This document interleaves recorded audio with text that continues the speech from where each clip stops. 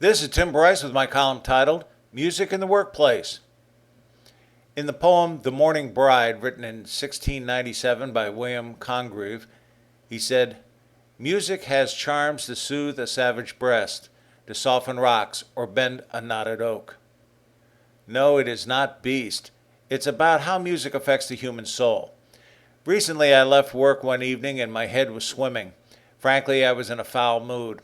However, as I was driving home, I happened to turn to WZIG 104.1 FM, a favorite of mine right here in Palm Harbor, and happens to be commercial free. The station rightfully touts itself as extreme variety, playing an eclectic assortment of music. At this particular moment, they didn't play rock and roll, rap, or country, but rather some classic big band music.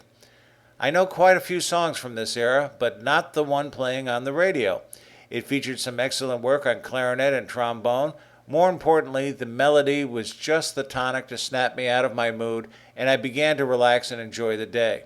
I could literally feel my disposition change, and a headache I had earlier in the day magically disappeared. This reminded me of the important role music plays in the workplace. A study in 1972 found factory workers performed at a higher level when upbeat, happy tunes were played in the background. This paper is often cited when discussing the impact of music, even to this day. In today's world, though, office workers are more likely to be found plugged into their own personal music. God only knows what they're listening to. I doubt if it's Tchaikovsky or Beethoven. Managers should be paying more attention, but I'm afraid they are not, as they are probably plugged in themselves and haven't noticed. Now, don't get me wrong, I'm a big believer of music in the workplace, but the volume and type of music is very important. Like it or not, music does affect our senses and concentration. As much as I like good old-fashioned rock and roll, it is hardly the type of music I want played in the office. The same is true of rap and country.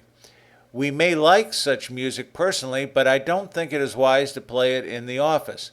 Instead, jazz and easy listening stations are probably better choices, preferably instrumentals. The volume and tempo should not be too distracting. In fact, I don't believe anyone really listens to easy listening music, and that's just the point. It's nice to have something playing in the background without actually distracting us from our work. Offices get hectic enough, and some calm music in the background can greatly relieve the tedium.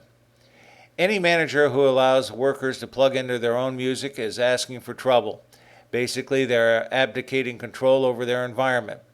Take back control, outlaw the use of personal music, and tune in something more suitable for all of your workers.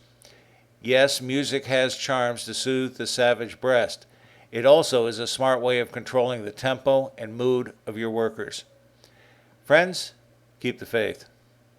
This is Tim Bryce in Palm Harbor, Florida. TimBryce.com.